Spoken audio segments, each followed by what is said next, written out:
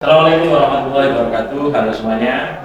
Waalaikumsalam. Kembali lagi bersama kita Fondasi Podcast Mandoa di sini. Hari ini kita akan membahas hal yang spesial, yaitu Hari Pahlawan.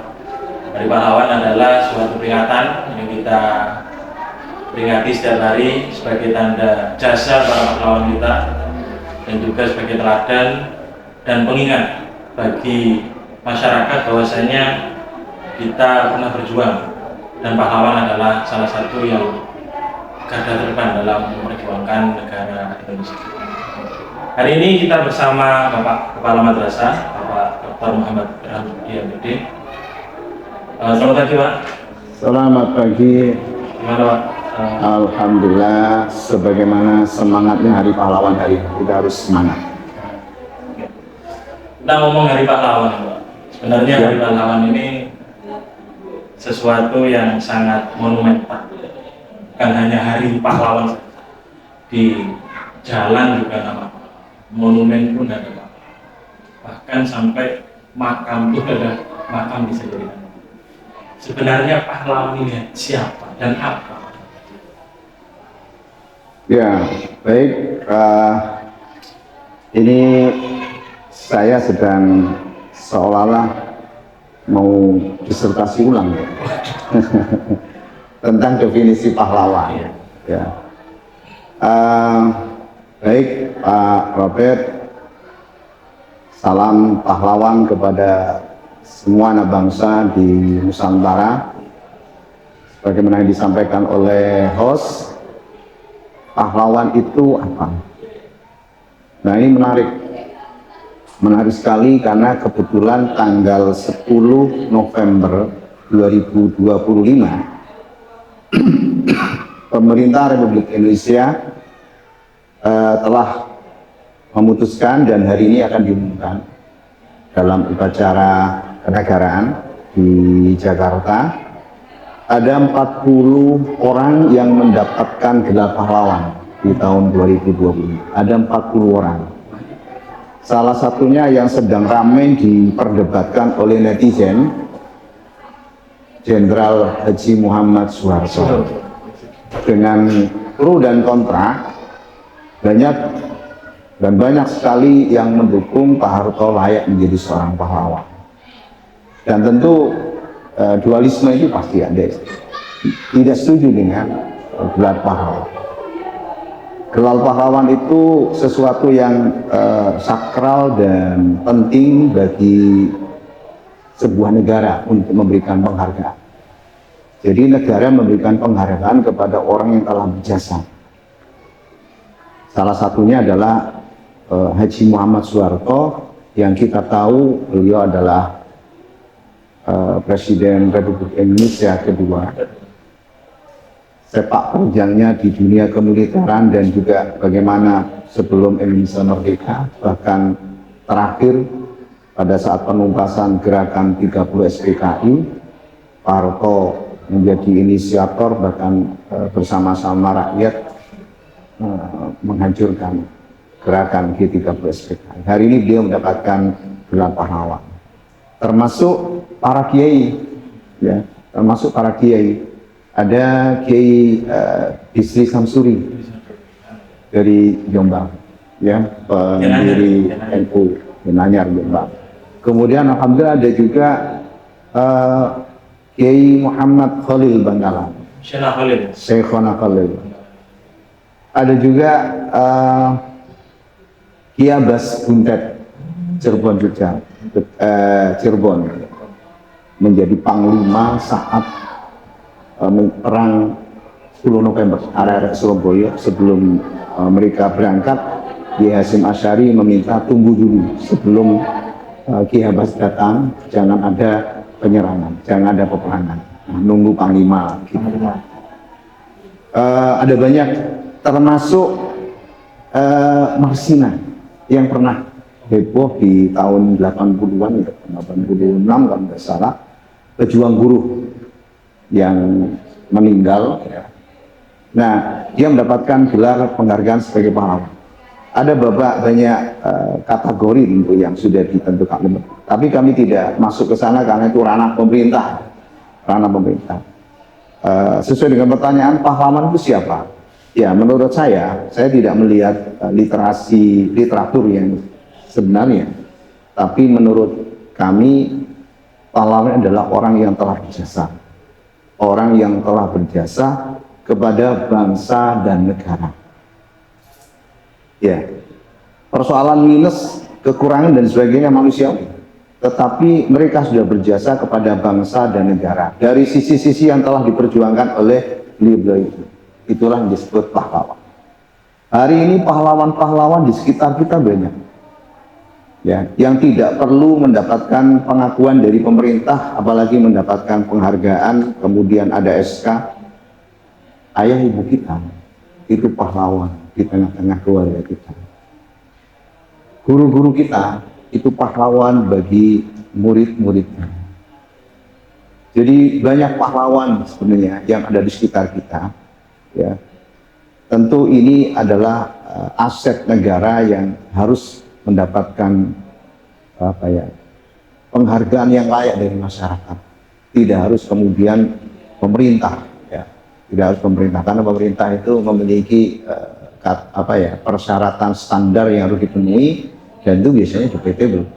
Tapi yang jelas pahlawan banyak sekali, orang yang berjasa pada bangsa negara. Guru adalah pahlawan yang berjasa pada bagaimana membentuk karakter seorang siswa.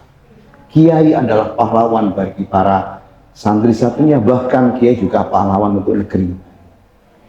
Jadi makna pahlawan ini kompleks, sangat luas, ya. Sangat luas, dan mungkin setiap orang mempunyai pahlawannya sendiri-sendiri. Nah, betul, ya. Karena kalau kita lihat, belum tentu menurut dia pahlawan, tapi menurut kita dia itu adalah pahlawan. Benar.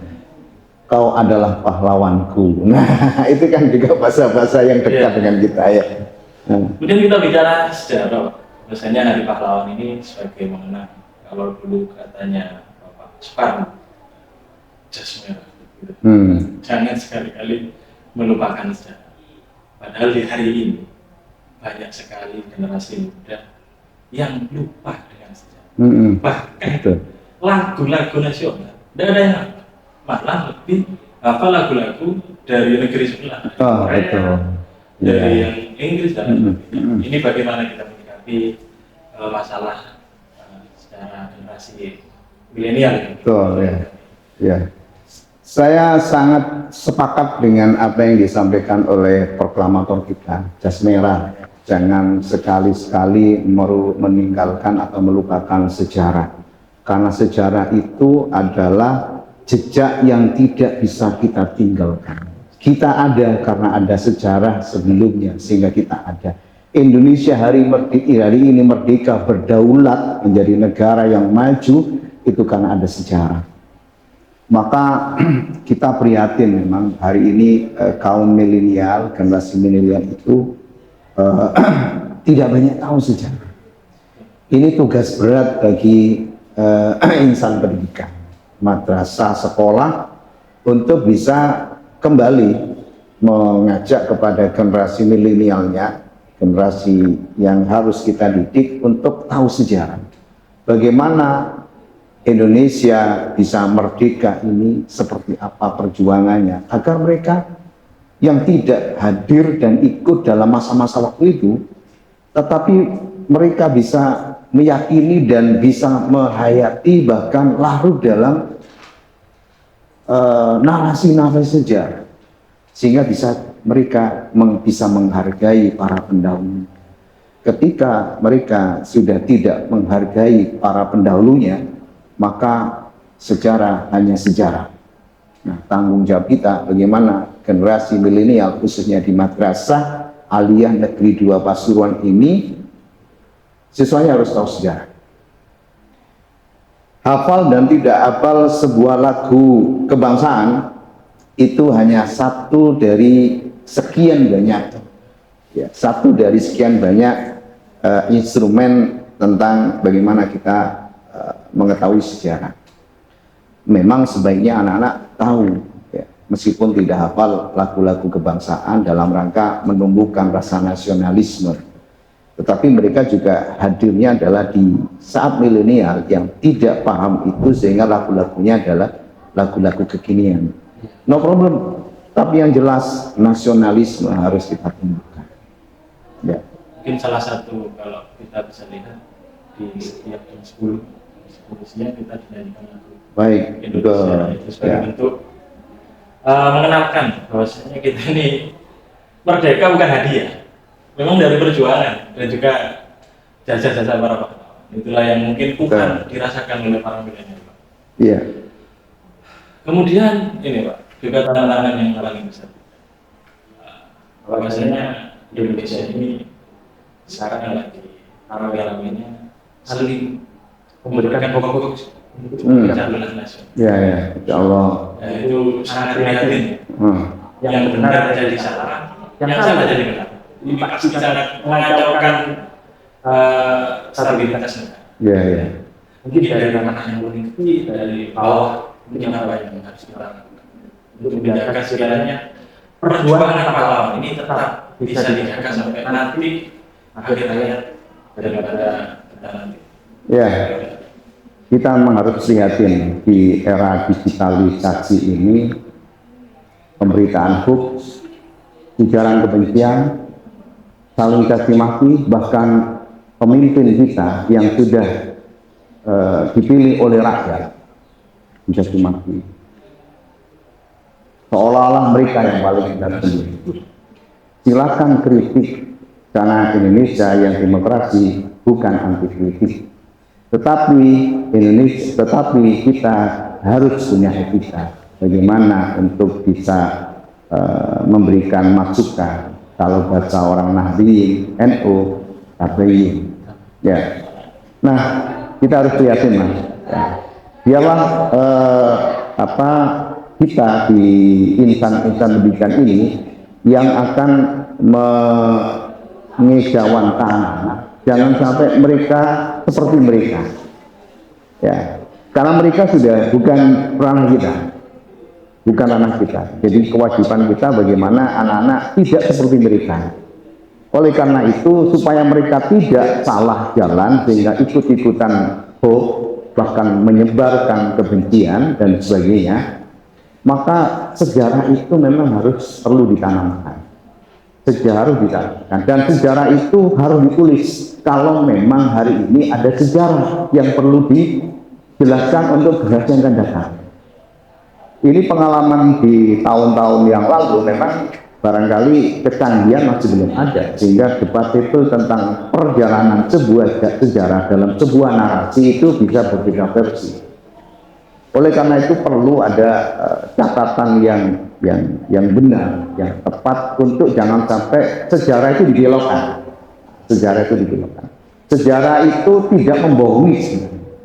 Sejarah itu adalah asli. Sejarah itu adalah sesuatu yang tidak membodohi. Tapi orang-orang lah yang kemudian membelokkan sejarah karena tujuan-tujuan tertentu. Nah, peran kita sebagai pendidik bagaimana mengajari generasi kita untuk tidak membohongi sejarah, tidak membohongi sejarah. Menerima. Bukan begitu saja menerima, tapi ketika anak-anak sekarang hari ini lahir, hari ini dewasa, hari ini sejarah yang hari ini dia ketahui itu harus dicatat. Hal-hal yang penting mereka sendiri yang mencatat. Ya, dengan tidak melakukan kebohongan. Nah, sejarah masa lalu itu memang sudah berversi, maka sebagai guru kita harus mencarikan narasi-narasi sejarah yang berdasarkan bukti-bukti yang nyata. Tidak kemudian tiba-tiba ini menjadi kesimpulan bahwa ini sejarahnya seperti ini. Nah, contoh kecil saja. Kemarin kita tidak tahu, termasuk saya, bahwa 10 November itu ternyata dibalik hebatnya arek-arek Surabaya bisa mengusir bangsa Inggris yang diboncengi oleh Mika Belanda. Itu ternyata dibalik itu ada sosok besar yang menjadi, kalau bahasa beliaunya, menjadi dalang. Menjadi skenario besar yang bisa menyemangati rakyat Indonesia, khususnya arek-arek Surabaya di radius 90 km atau dibolehkannya sholat kosor 83. itu wajib ain untuk melakukan perlawanan kepada bangsa penjajah yang akan datang. Beliau adalah Syekh Muhammad Hasyim Asy'ari yang mengeluarkan resolusi jihad, kewajiban untuk orang-orang Islam berjuang melawan bangsa penjajah, dan terbukti apa yang dia sampaikan oleh beliau diikuti oleh ribuan orang di Surabaya untuk mengusir kekuatan jahat yang memiliki senjata yang sangat modern, sementara arek-arek Surabaya hanya senjata-senjata yang ala besi, bambu runcing, pentungan, pukulan, kemudian ya sabit, pacul dan sebagainya, ketepel dan sebagainya. Senjata itu hanya senjata rampasan dari orang-orang Jepang yang belum pernah dilatih kecuali orang-orang peta, tentara peta. Itu saja yang dilatih. Tapi yang lain pokoknya gede. Ternyata kekuatan itu bisa membunuh seorang jenderal besar namanya Malebe dari pasukan Inggris, yang itu mengejutkan dunia. Ternyata Indonesia adalah negara besar. Sehingga sudah seperti hari ini Indonesia bisa kita pertahankan kemerdekaan. Memang sejarahnya panjang, tidak hanya pahlawan nasional, sebenarnya banyak dari GG juga itu. Betul. Betul. Kalau mungkin sekarang bisa kira-kira apa ini ketemu pertanyaan yang sangat menarik. Ada banyak idola sebenarnya. Pahlawan-pahlawan kita itu luar biasa. Ada banyak idola, sehingga ketika saya di bahasa Jawanya dibadak gitu ya, ditanya tiba-tiba kepingin ketemu siapa, Masya Allah. Ya, susah kami untuk menyebutkan. Yang jelas kami mencintai beliau-beliau yang pendiri bangsa. Termasuk salah satunya adalah Kiai Muhammad Hasyim Asy'ari. Beliau adalah orang yang sangat luar biasa dalam perjuangan bangsa Indonesia. Meskipun kemarin tidak tercatat dalam sejarah, tersembunyi dalam catatan, dalam lembar-lembaran Nahdlatul Ulama. Alhamdulillah hari ini semua sudah mengakui, bahkan negara mengakui perjuangan itu. Kami juga kepingin ketemu Pak Harto. Bagaimana beliau sudah menjadi pendasar negara kita. Kami dulu juga mengidolakan namanya Soeharto. Saya pernah mengidolakan karena kami pernah menyusun sebuah cerita namanya Ini Jadi Presiden, dan itu gambarannya adalah gambarannya Pak Harto. Banyak pahlawan-pahlawan yang luar biasa. Kalau bisa kita ketemu itu Masya Allah, kita bisa mengambil pelajaran dari beliau. Ya. Nah, penak zaman kutole ya. Ya. itu enak. Betul, saya sudah ngalami ya. Saya ngalami Pak Harto ya, mulai mengenal Pak Harto itu ya di tahun 82 ketika saya SMP kelas 2. Memang sebenarnya Luar biasa. Pak Harto itu tokoh besar, kuat, yang sangat sederhana. Amerika saja sungkan kepada Indonesia ketika dipimpin oleh Pak Harto itu sudah pernah mewujudkan Indonesia menjadi lumbung pangan. Kemudian harga-harga sangat murah. Rakyat itu gemah ripah loh dinawi, toto tentrem kerto raharto, aman kepada mudah-mudahan hari ini tetap Indonesia tetap aman, nyaman. Siapapun mereka, semua adalah idola kita. Jangan sampai kemudian kita hanya terpaku pada satu tokoh, tapi tokoh-tokoh lain bisa kita ambil sisi-sisi manfaat, sisi kelebihannya, kekurangan itu adalah bagian dari warna yang Allah memberikan supaya orang itu tidak menjadi orang yang paling sempurna. Sebelum pesan-pesan siswa-siswa kita dan siswa yang di luar, bagaimana kondisi kita sekarang, bisa memberikan motivasi dan langsung terjadi hal yang tidak diinginkan dan juga bisa melihat dari yang kemarin, karena banyak kalau kita lihat di kriminalisasi entah itu murid atau kemarin ada perundungan dipukul, ada yang pengepungan, harus ada penegasan pesan yang penting. Baik, di hari peringatan 10 November 2025 saya berpakaian adat Minang. Sebenarnya saya kepingin berpakaian ala prajurit 45, tetapi itu banyak diburu oleh masyarakat sehingga nggak bisa. Masya Allah ya. Akhirnya yang ada Minang. Nah, ini bentuk kami sangat mencintai budaya. Bentuk kami sangat menghargai heterogenitas dan taktik. Maka anak-anakku sekalian, janganlah kemudian merasa paling, sekali lagi merasa paling pinter, paling hebat, paling gagah, paling. Negara kita sangat diberkati. Maka mari kita jaga persatuan dalam perbedaan. Kuncinya adalah akhlak. Kuncinya adalah akhlak mulia. Jika kita pegang itu, maka saya kira Indonesia akan tetap menjadi negara yang aman. Sekali lagi, anak didik saya semuanya, masyarakat bangsa Indonesia, kedepankan akhlak, jangan didepankan logika. Oke, terima kasih. Sekali lagi, kedepankan akhlak, jangan logikanya dulu. Nah, di sekarang banyak sekali situasi yang memang perlu kita lakukan, tapi yang kita lakukan itu akhlak. Terima kasih Bapak Kepala. Terima kasih. Kalau ada ini, assalamualaikum warahmatullahi wabarakatuh. Waalaikumsalam warahmatullahi wabarakatuh.